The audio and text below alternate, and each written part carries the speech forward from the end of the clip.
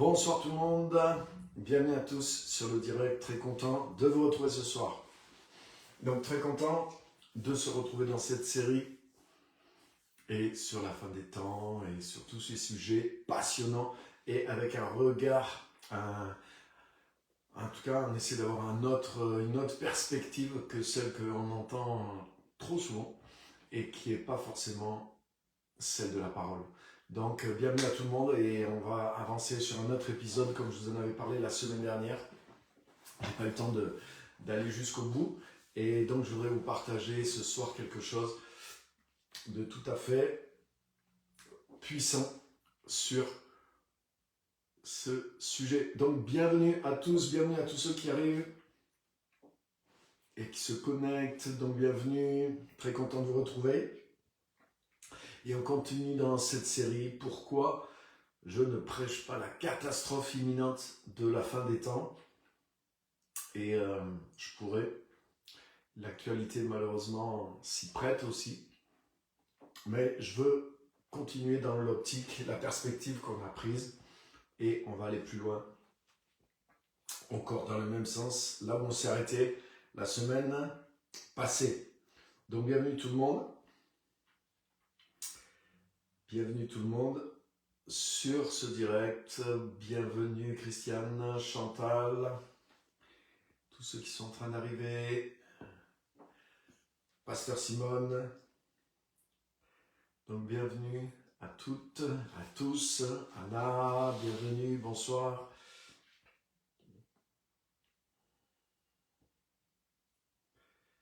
Bienvenue tout le monde. Bienvenue à tous.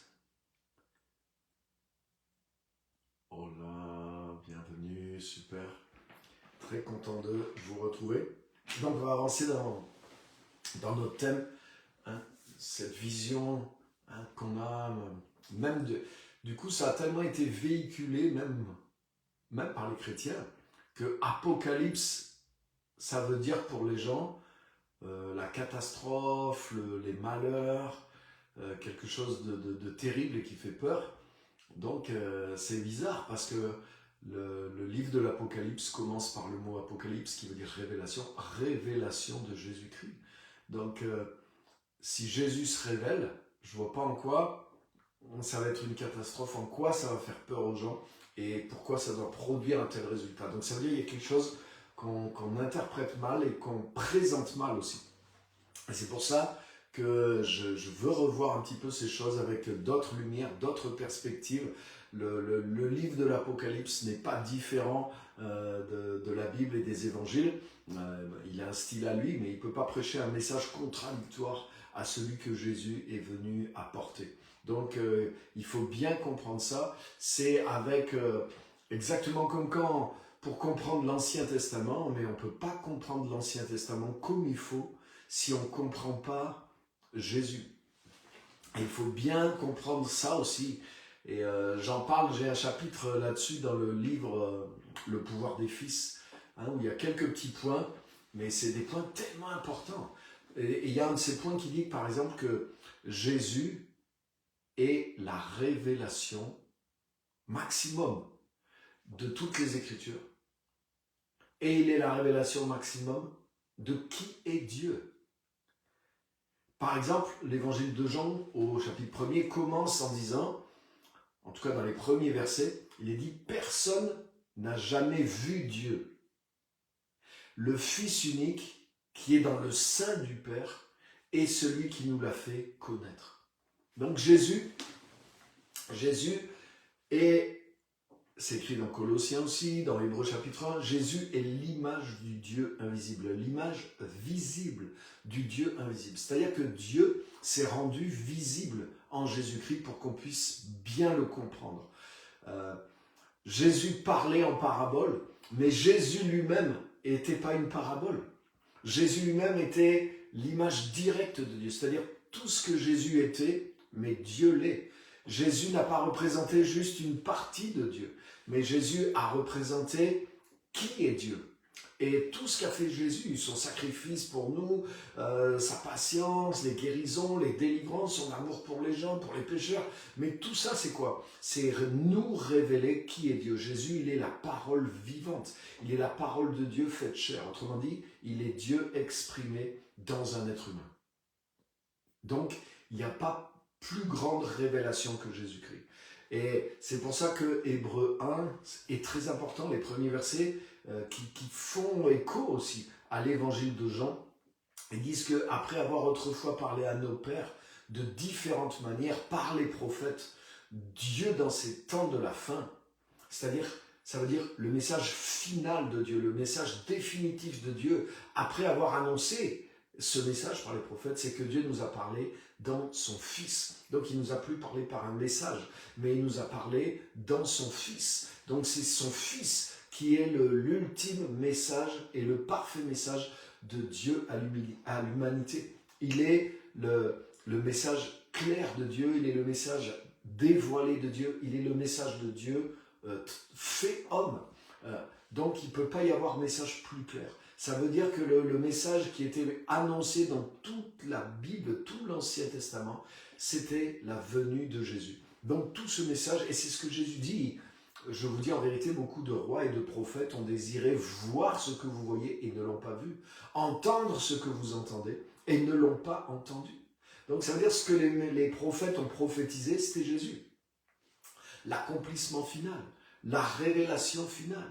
La révélation ultime de Dieu, la révélation maximum de Dieu. Et il n'y en aura pas d'autre meilleur après. C'est pour ça que dans ces derniers temps, le message final, c'est ce que ça veut dire Hébreux 1, le message final, c'est Dieu qui nous a parlé dans son Fils. Donc, quand vous comprenez ça, ça veut dire que maintenant que j'ai l'éclairage final en Jésus, c'est avec cet éclairage que je vais retourner dans l'Ancienne Alliance et que je vais comprendre l'Ancienne Alliance. Parce que l'Ancienne Alliance, c'est écrit aussi, tout le long de l'Épître aux Hébreux, par exemple, où Paul aussi en parle, dans les Colossiens, où même Jésus en a dit, c'est ce que je viens de résumer rapidement, il est dit que toutes ces choses n'étaient que l'ombre des réalités à venir.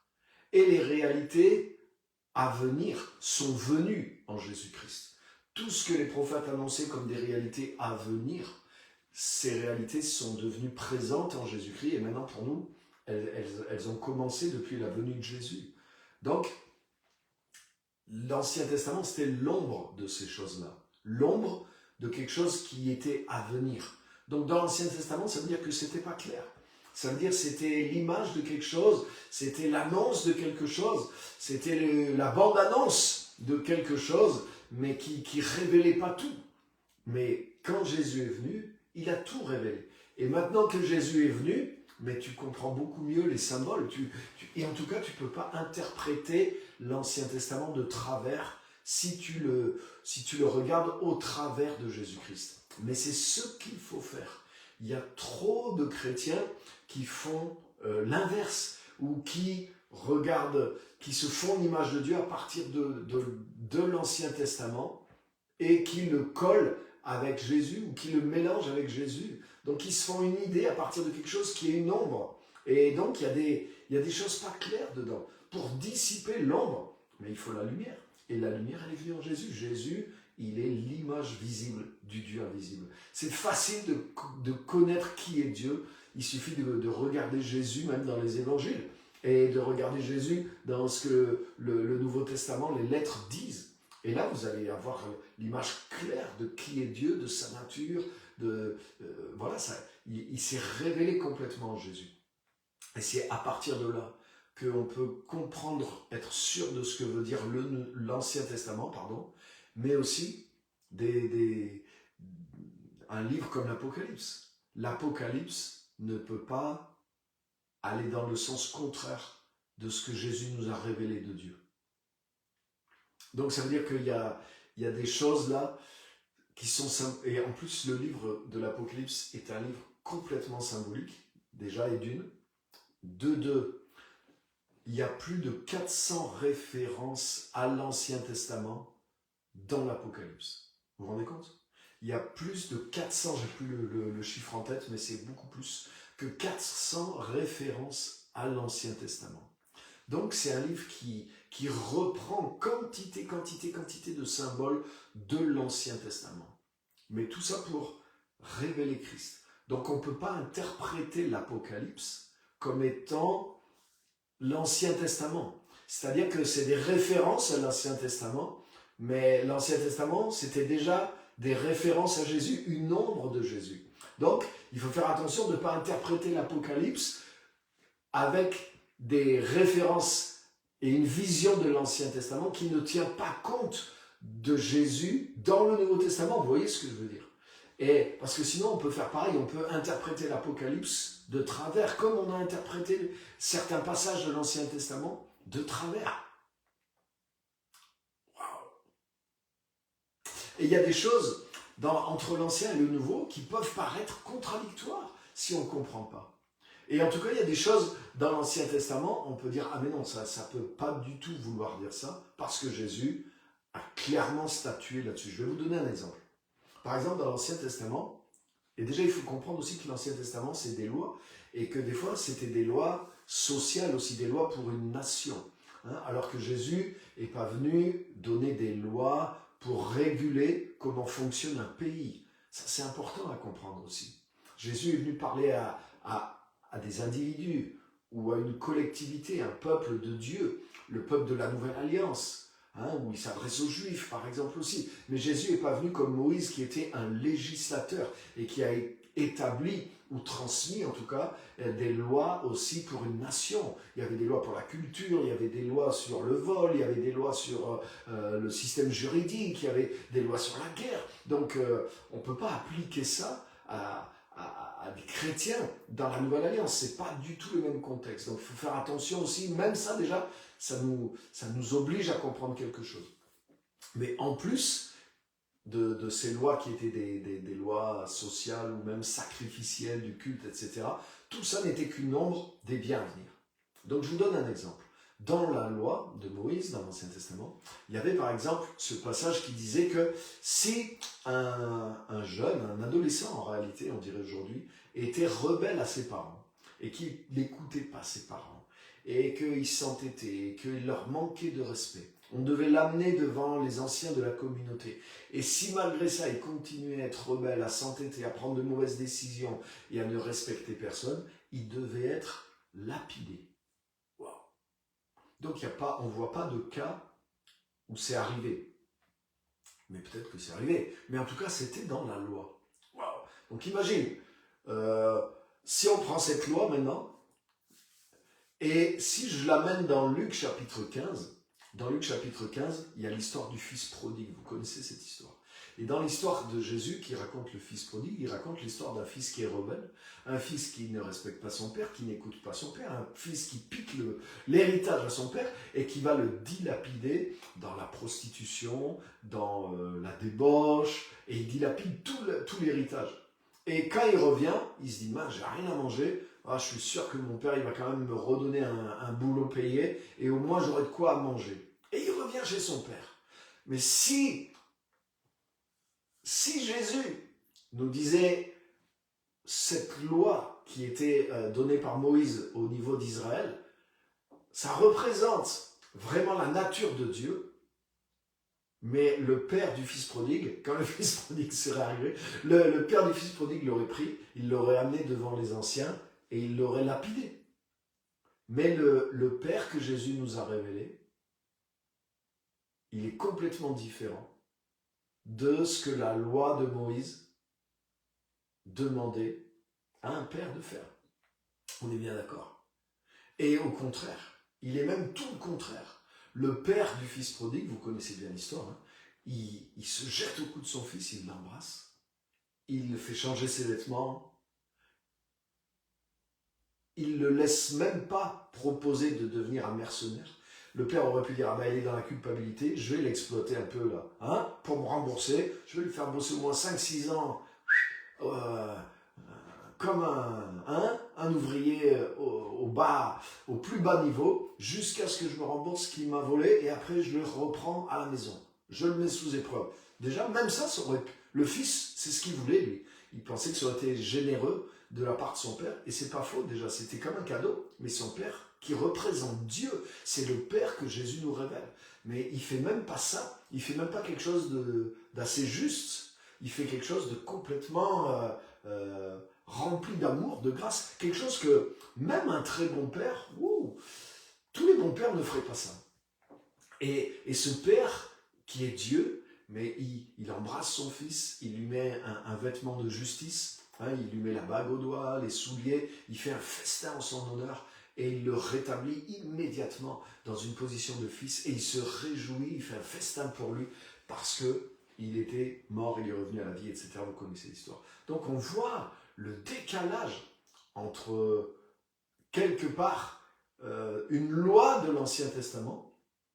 Bien sûr, ce n'est pas une loi qui est censée représenter Dieu, mais qui représente un certain ordre de la loi de Dieu et le Père tel que Jésus l'a révélé. Donc on voit que c'est très différent. Donc vous voyez, dans la loi, il n'y avait que l'ombre des choses à venir. Oui, bien sûr, on ne voulait pas que la rébellion vienne toucher tout le peuple d'Israël et que le manque de respect s'installe. Honore ton père et ta mère. C'est une magnifique chose. Mais le Père, en Jésus-Christ, et la loi, la loi ne peut pas changer l'homme. La loi ne peut que montrer le péché de l'homme. Le but de la loi, c'est pas de révéler Dieu. Le but de la loi, c'est de révéler notre péché. Et c'est ce que Paul nous fait connaître après. Donc ça, c'est très important aussi. La loi n'est pas un révélateur du cœur du Père. La loi est un révélateur que notre cœur est devenu pécheur. Et c'est pour ça qu'il y a des choses comme ça, très, très strictes, parce que ça montre que, beaucoup de jeunes sont rebelles parce qu'ils sont pécheurs. Vous vous rendez compte? Mais la loi ne révèle pas Dieu. La loi révèle le péché. C'est Jésus qui est venu révéler Dieu. Donc si on ne comprend pas, et qu'on prend la loi, et qu'à partir de la loi, on essaie de dire, alors Dieu est comme ça, donc nous on doit faire comme ça, mais on en arrive à ce qui s'est passé dans l'histoire des fois du christianisme, où on a justifié les croisades, où on a justifié de tuer des gens, au nom du christianisme, au nom de la religion, etc., etc. Donc même de persécuter les juifs, par exemple. Alors que Jésus nous a enseigné même d'aimer nos ennemis, même de prier pour ceux qui nous persécutent. Donc pas nous, c'est impossible, en comprenant Jésus, c'est impossible de devenir des persécuteurs, ou de devenir des gens qui tuent les autres pour des questions de religion ou de quoi que ce soit. C'est complètement impossible, parce qu'on sait que c'est anti-Christ, c'est anti-Jésus, vous voyez. Donc ça veut dire qu'il y a eu dans l'histoire du christianisme beaucoup de gens qui ont, au lieu de comprendre que la loi révélait leurs péchés, ils ont essayé de tirer une image de Dieu à partir de la loi, une image de Dieu qui les arrangeait et dans laquelle ils ont continué de pouvoir faire leurs atrocités et leur méchanceté aussi. Donc les amis, tout ça pour dire quoi? Attention comment on joue avec la parole de Dieu, et on ne peut pas prendre une interprétation de l'Apocalypse où Jésus arrive avec un cheval, une épée, et il vient massacrer tous les gens qui sont sur la terre.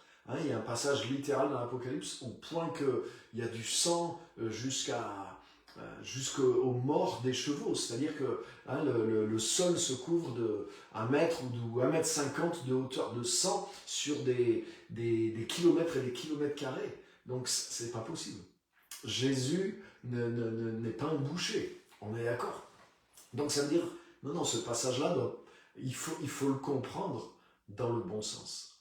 Et juste sans rentrer dans tous les détails de l'Apocalypse. Mais il y a 2 petits détails quand Jésus apparaît dans l'Apocalypse. Il a une épée à double tranchant qui sort de sa bouche. Il n'a pas une épée dans ses mains avec laquelle il vient frapper. Il a une épée qui sort de sa bouche. Et nous savons que cette épée, c'est l'image de la parole de Dieu. Ce n'est pas une épée littérale. Qui a une épée qui sort de sa bouche? Non, c'est l'image de la parole de Dieu. Ça veut dire que sa parole est la vérité, sa parole est tranchante, sa parole révèle les choses, sa parole nous révèle qui nous sommes, sa parole nous met à nu, à découvert. Mais pourquoi? Pour nous sauver, pour nous transformer. Et la Bible dit qu'il a un vêtement qui est imprégné, mais de son propre sang. parce que c'est lui qui s'est sacrifié pour nous. Et sur sa cuisse, c'est écrit un nom, roi des rois et seigneur des seigneurs. Mais c'est l'image que l'Apocalypse nous donne de Jésus. Donc c'est l'image d'un sauveur, mais qui vient maintenant en conquérant, parce qu'il a accompli l'œuvre du salut. Et maintenant, le message de l'évangile, maintenant l'œuvre du Seigneur Jésus, mais c'est de manifester cette conquête qu'il est venu accomplir à la croix, c'est-à-dire le salut de l'humanité. Et le Jésus qui est venu en disant « Je ne suis pas venu pour juger les hommes, ni pour les condamner, mais ce n'est pas lui qui revient pour massacrer et écraser des populations entières et les mettre et les broyer jusqu'à ce qu'il y ait 1 mètre de sang partout sur des pays entiers. C'est pas possible. C'est pas... On ne peut pas interpréter l'Apocalypse comme ça, c'est impossible. Parce que Jésus n'est pas comme ça. Donc les amis, il faut renouveler notre intelligence pour comprendre la parole de Dieu. Donc vous voyez, je vous ai donné déjà un contexte.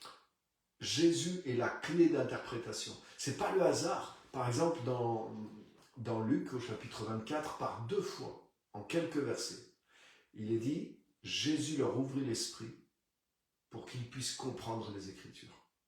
Les 2 compagnons d'Emmaüs. Et eux, ils reviennent du coup transformer le cœur brûlant. Ouais, ils nous parlaient en chemin, notre cœur s'est mis à brûler. Ils ont vraiment compris la croix, ils ont vraiment compris qui était Jésus. Et justement, eux, qu'est-ce qu'ils attendaient? Ils attendaient un Messie qui arrive et qui vienne massacrer les Romains. Et ils étaient déçus parce que ça ne s'était pas passé comme ça. Ce n'était pas le Messie. Jésus ne correspondait pas au Messie qu'ils attendaient parce qu'ils avaient une vision de Dieu et donc de son Fils, du Messie, qui n'était pas la bonne. Et quand Jésus est venu, mais ça ne leur a pas plu. Exactement comme par exemple les pharisiens du temps de Jésus, ils reprochaient à Jésus, ils disaient à Jésus, il est l'ami des pécheurs. Il mange avec eux, il est l'ami des pécheurs. Vous savez quoi? Les pharisiens étaient les ennemis des pécheurs. Parce qu'ils croyaient que Dieu était l'ennemi des pécheurs. Mais Dieu n'est pas l'ennemi des pécheurs.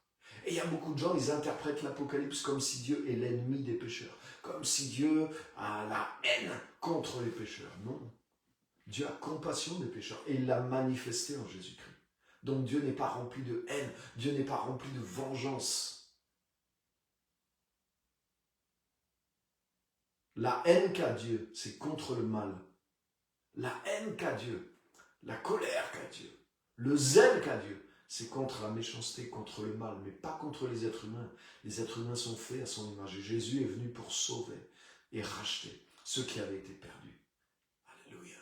Donc ça, c'est important. Et une fois qu'on comprend ça, mais on a la clé, parce que dans Luc 24, comme je disais, 2 fois, aux compagnons d'Emmaüs, Jésus leur ouvre l'esprit, et ils commencent à comprendre la nature de Dieu, la nature du Messie et la nature du salut que Jésus est venu accomplir. Et les 2 reviennent à Jérusalem, ils retrouvent les 11 qui sont enfermés à ce moment-là par peur des Juifs. Et c'est à ce moment-là que Jésus leur apparaît, la paix soit au milieu de vous. Vous connaissez l'histoire, Jésus ressuscité leur apparaît, il y en a qui ont des doutes, etc. Jésus leur dit regardez mes mains, etc., etc. Et Jésus leur explique par les Écritures, comme il a fait avec les 2 autres. Ça veut dire que les 2 compagnons d'Emmaüs, ce n'étaient pas les seuls où les événements avaient renversé la fausse image de Dieu et du Messie qu'ils avaient. C'était le cas de tous parce qu'ils étaient juifs. Et ils étaient baignés aussi dans une culture où tout n'était pas clair et beaucoup de choses avaient été mal interprétées. Et Jésus est venu amener la lumière. Et il est dit que Jésus a commencé à réexpliquer aux apôtres aussi les événements. Et il dit alors, il leur ouvrit l'intelligence pour qu'ils comprennent les Écritures. Waouh! Mais c'est énorme. C'est énorme. Ça veut dire que c'est Jésus qui nous rend capables de comprendre les Écritures. C'est Jésus qui nous rend capables d'interpréter les Écritures de la bonne façon. C'est Jésus qui est la clé d'interprétation des Écritures. C'est Jésus qui est la parole finale et définitive des Écritures. C'est Jésus qui est la révélation optimale des Écritures.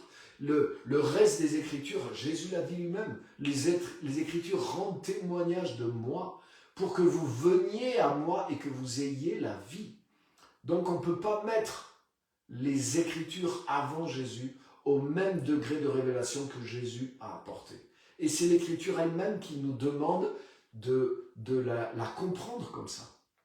Jésus est la révélation optimal, le degré de révélation que Jésus a apporté surpasse, dépasse et donne le vrai sens. Tout doit fléchir devant Jésus. Et regarde, la preuve, une des preuves par exemple, c'est que Moïse et Élie apparaissent sur la montagne avec Jésus. Vous connaissez. Mais Moïse et Élie, ça représente la loi et les prophètes. Vous vous rendez compte, Moïse, on fait sortir Moïse des lieux célestes. Il apparaît juste un instant sur terre. Ils étaient en train de parler de ce que Jésus allait accomplir à Jérusalem. Moïse et Élie, ils apparaissent dans la gloire et ils parlent avec Jésus de ce que Jésus va accomplir à Jérusalem. Mais c'est clair ce que ça veut dire. Ça veut dire que Moïse et les prophètes, tout l'Ancien Testament, étaient tournés vers l'œuvre de la croix. C'est-à-dire que l'œuvre de la croix était l'aboutissement de tout ce que Moïse pouvait espérer de mieux, de tout ce que Moïse pouvait annoncer de mieux, de tout ce que Moïse a préfiguré, de toutes les ordonnances de la loi. Tout ça convergeait, tout ça c'est pour nous mener vers la croix. Et les prophètes, la même chose aussi. Ils n'étaient pas là pour apprendre quelque chose à Jésus. Ils sont venus même apparaître sur terre pour parler avec Jésus de ce que Jésus allait accomplir à Jérusalem. En mourant, en ressuscitant. Donc Jésus, il est l'accomplissement, il l'a dit lui-même. Jésus est l'accomplissement de la loi. Jésus est suprême, Jésus est au-dessus de Moïse, de Élie, de tout l'Ancien Testament. Eux-mêmes pointaient tous vers lui. Et c'est ce que ça montre sur la montagne.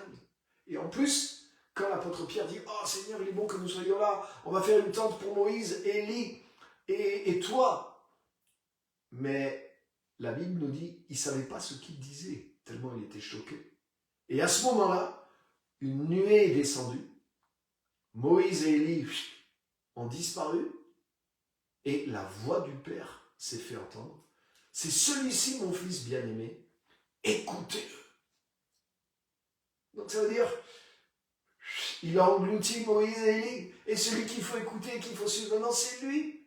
Et ils sont redescendus de la montagne avec Jésus. L'accomplissement ultime, la révélation ultime, transfigurée devant eux. Alléluia. Mais c'est parlant, les amis. Moïse est redescendu de la montagne avec l'étape de pierre. Et Jésus est redescendu avec des êtres humains qui allaient être le temple du Saint-Esprit, qui allaient le connaître, qui allaient eux-mêmes rentrer dans la véritable nouvelle alliance. Donc vous voyez, c'est tellement énorme, les amis.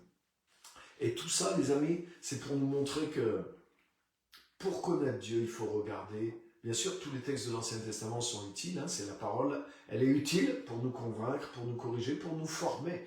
Mais elle ne peut pas, on n'a pas, en tout cas, on se trompe si on lui fait dire autre chose que ce que Jésus a dit. Parce que toute cette parole pointait vers Jésus. L'interprétation qui ouvre le sens de l'ancien, c'est ce que Jésus a révélé. Et le message ultime de Dieu pour l'humanité, c'est Jésus. C'est la parole faite chair. C'est l'image visible du Dieu invisible. Donc là, c'est plus quelque chose d'imagé ni de prophétique, mais c'est la réalité qui est venue en Jésus-Christ. Donc vous voyez, c'est tellement, tellement important ça. Et ça, les amis, c'est une clé pour comprendre Dieu, pour comprendre la Bible, pour comprendre les prophéties, pour comprendre l'Apocalypse, pour comprendre la fin des temps aussi. C'est pas possible qu'à la fin des temps, ça devienne le contraire de l'Évangile. C'est impossible que le message de la fin, ça soit le contraire de tout ce que Jésus est venu faire et amener sur la terre et qui avait été prophétisé. Donc ça doit aller dans le même sens, les amis. Et c'est à cette lumière-là. L'Apocalypse, c'est une révélation de Jésus-Christ. Ce n'est pas une contradiction de Jésus qui est venu. Ce n'est pas une révélation du côté obscur de Jésus que Jésus n'a pas montré quand il est venu donner sa vie et verser son sang pour sauver des pécheurs. Non. Jésus n'est pas la victime en venant sur terre et puis ensuite le bourreau, quand il revient, le bourreau de toute l'humanité. Non, il est le sauveur de toute l'humanité. Il est le Seigneur de toute l'humanité. Donc même s'il est le juge suprême, mais il n'est pas le persécuteur, ni le bourreau de toute l'humanité. C'est pas possible. Il n'y a pas deux Jésus. Il y en a un. Alléluia. Donc les amis, ça c'est la clé de compréhension et avec laquelle maintenant on peut aller dans l'Ancien. Et on peut aller dans l'Apocalypse. Rappelez-vous, dans l'Apocalypse, il y a plus de 400 références à l'Ancien. Donc en réalité, l'Apocalypse est rempli de concepts, d'images qui viennent de l'Ancien Testament. Et ils doivent être compris à la lumière de Christ. Déjà, pour décrypter toutes ces clés, on doit bien connaître l'Ancien dans son contexte. Sinon, on se trompe complètement. Et c'est beaucoup de choses qui se passent comme ça.